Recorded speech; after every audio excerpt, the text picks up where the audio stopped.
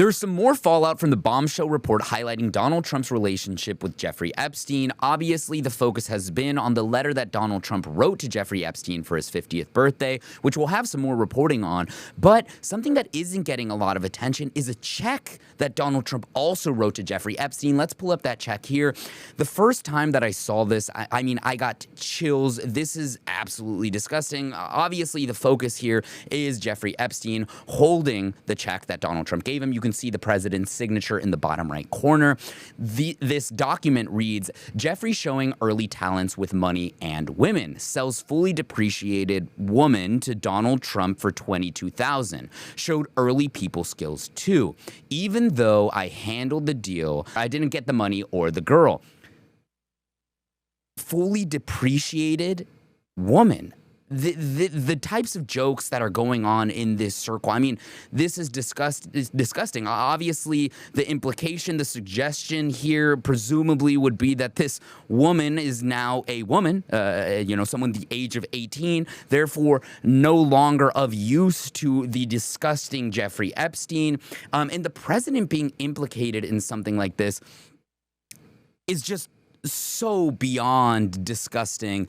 And this really needs to be a story that we need to be talking about a lot more. Caroline Leavitt attempted to address this earlier today during a press conference. Let's see what she had to say. One of the other documents released by the House Oversight Committee contained a photo of Jeffrey Epstein holding an oversized check that was made out to him in the check from the president for $22,000 for a fully depreciated woman. I wondered if the president has any recollection of that, or what you guys make of that photo that was included in those documents. Did you see the signature on that check? It is not Donald Trump's signature. It is absolutely not. The president did not sign that check.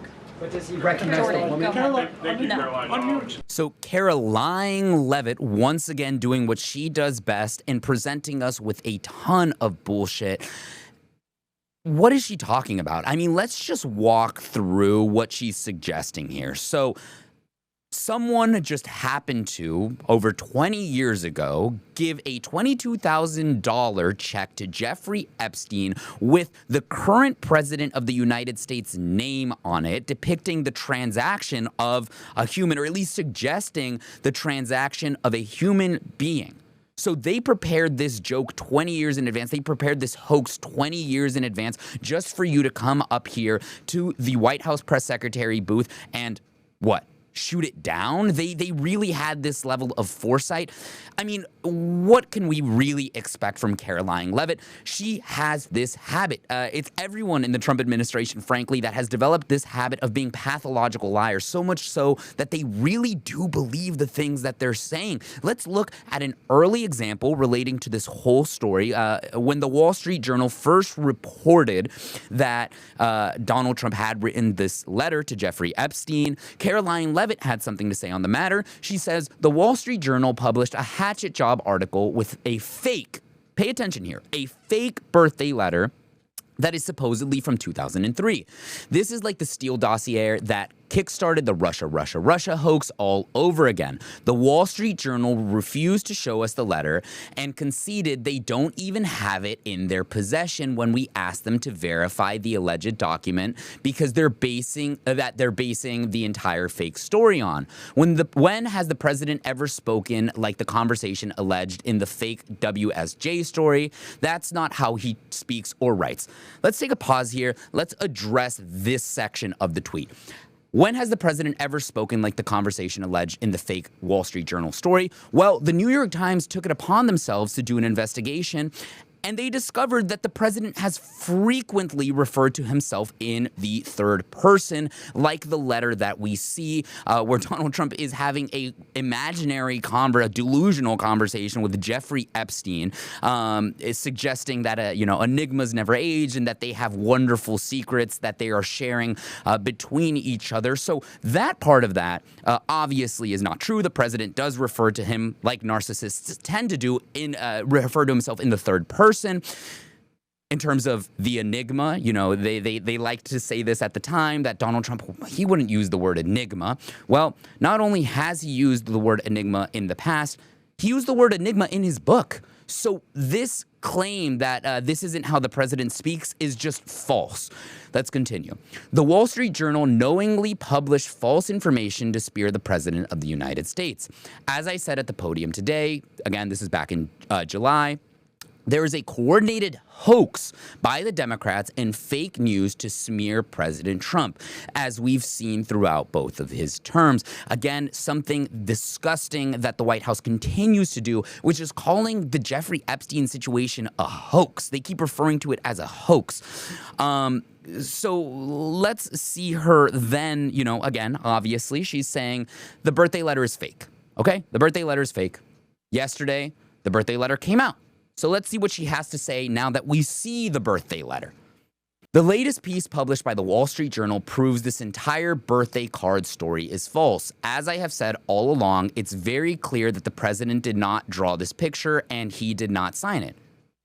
Caroline Leavitt, you're getting caught up in your own web of bullshit here. You just said that the letter did not exist.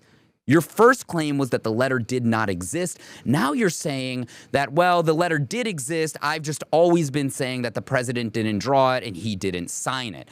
President Trump's legal team will continue to aggressively pursue litigation. Furthermore, the reporter, who she purposefully decides to tweet at here, who wrote this hatchet job, reached out for comment at the exact same minute he published this story, giving us no time to respond. This is fake news to perpetuate the Democrat Epstein hoax. Again, disgusting, calling this a hoax when we all know that it is far from that. But you know what? Let's assume that maybe Donald Trump potentially didn't sign the letter. Let's give her the benefit of the doubt. And let's mention here that this letter was included in a book of other letters given to Jeffrey Epstein for his 50th birthday that was leather binded, that was given to the House committee, the House Oversight Committee, by the Epstein estate.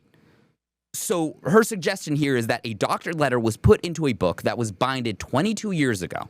Let's give her that. And then fake signed by someone else. Let's say maybe, you know what, there's a potential there. We would have to verify that letter, right? We would have to verify the signature. So let's see what Caroline Leavitt says about potentially having an independent analysis, a forensic analysis of this signature. Go ahead.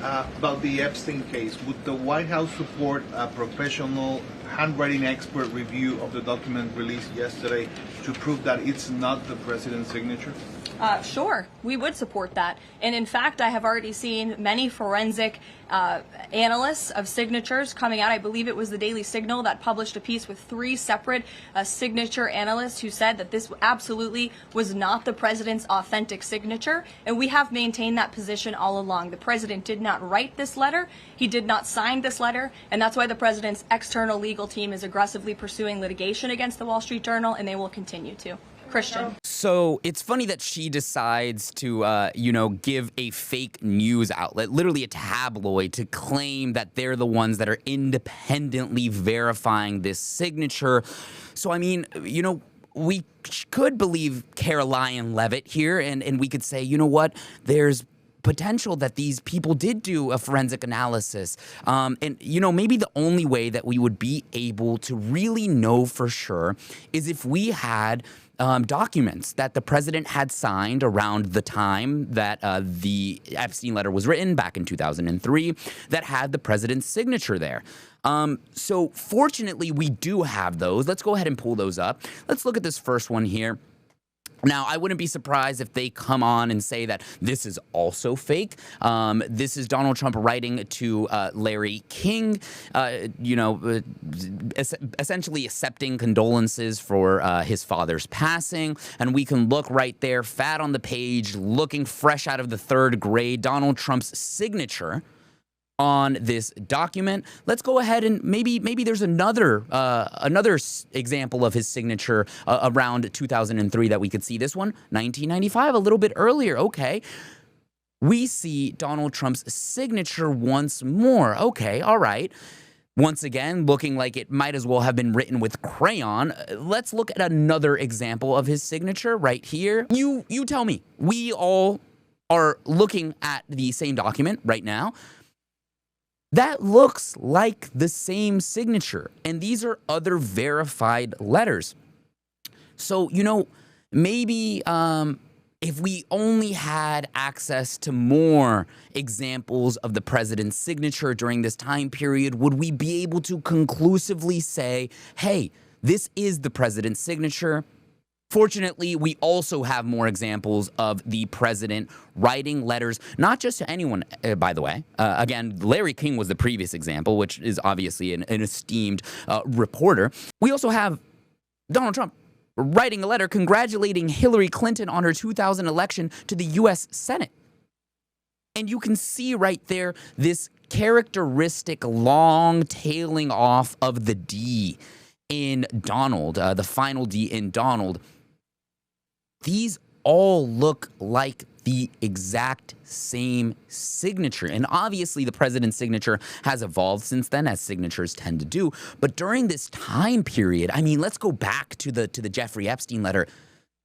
These look almost identical. The only thing that looks possibly different about them is the writing tool that was used to write the signatures. Beyond that, it looks like it was done by the exact same person, and that person, sorry to say it, Caroline Levitt, is Donald Trump, and everyone can see that. We can see the fact that Donald Trump clearly signed this document. Anyone with two eyes and a brain should be able to acknowledge that. But someone that might not have at least a brain is J.D. Vance. J.D. Vance, going back to the original story, this letter that we're looking at right here, says, "Forgive my language, but this story is complete and utter bullshit. The Wall Street Journal should be ashamed for publishing it." Again, this is back in July when the Wall Street Journal originally published the story claiming that Donald Trump had done this. It says, "Where is this letter? Would you be shocked to learn they never showed it to us before publishing it? Does anyone honestly believe this sounds like Donald Trump?" And you see the same talking points here between Caroline Levitt and J.D. Vance, saying, oh, the president doesn't speak like that. This could never be the president. Enigma is too big of a word for the president. He would never actually have that in his lexicon. There's no way that he could have said that. Well, as we've talked about, there have already been verified reports that the president does in fact speak like this. And unfortunately for J.D. Vance, as we know, we found the letter, and the Democrats did him the favor of presenting it to him on Twitter. I just think that this is absolutely perfect. I mean, the Democrats really taking a shot here, just clocking J.D. Vance, presenting him with the letter on the platform that we know the Trump White House loves the most, X. I think anyone, again, with two eyes and a brain would look at this and say, well, they got me. They got me red-handed. I was lying, and potentially the president did write this letter, and it's looking, beyond a preponderance of the evidence at this point. I mean, almost beyond the shadow of a doubt that the president did, in fact, write this letter to Jeffrey Epstein. My bad. I'm sorry. Let's move forward and actually have some justice for these terrible people that were obviously involved in this entire situation. But what does J.D. Vance decide to do instead? Let's take a look. J.D. Vance said yesterday, the Democrats don't care about Epstein. They don't even care about his victims. That's why they were silent about it for years. The only thing they care about is concocting another fake scandal like Russiagate to smear President Trump with lies. No one is falling for this BS. I mean, we've seen it now on 3 separate occasions. The White House refusing to say that what Jeffrey Epstein did was atrocious, that it was terrible, that anyone involved in it should be in prison, that they should not be the president of the United States at the very least. But instead, they decide to say that it's all a hoax. Oh, and even in presenting about the victims, it's very rich for them to talk about the victims. You may remember a couple of days ago when the victims were actually speaking outside of Congress, Donald Trump decided that it was a perfect time for him to do a military flyover, essentially symbolically silencing the victims. So we cannot believe anything that's coming out of J.D. Vance's mouth. We can't believe anything that's coming out of Caroline Leavitt's mouth. We can't believe anything that is coming out of anyone involved in MAGA. I really appreciated this tweet as well, someone else's commentary on this perspective, because I really think that it does give you an insight into how crazy everyone involved in MAGA is. The tweet reads, "You idiots took emails of Hillary Clinton ordering pizza and turned them into a child trafficking scheme, but you're perfectly fine with Donald Trump being best friends with the most notorious sex trafficker of our time." Couldn't have said it better myself. I mean, the self-justification, the lies, the narcissism that is evident, not just at this point, unfortunately, in Donald Trump's mind, but you see it seeping into the mind of Caroline Leavitt. You see it very present with J.D. Vance. The other day, we saw Mike Johnson saying that Donald Trump was an FBI informant and just having to walk it back because they're so comfortable lying at this point.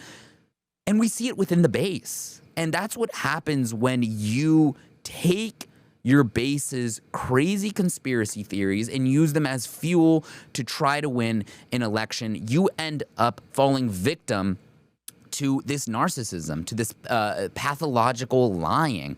And with that being said, if you enjoyed this video, be sure to give it a like. And if you're not already subscribed to the channel, be sure to do that as well to stay up to date with more stories.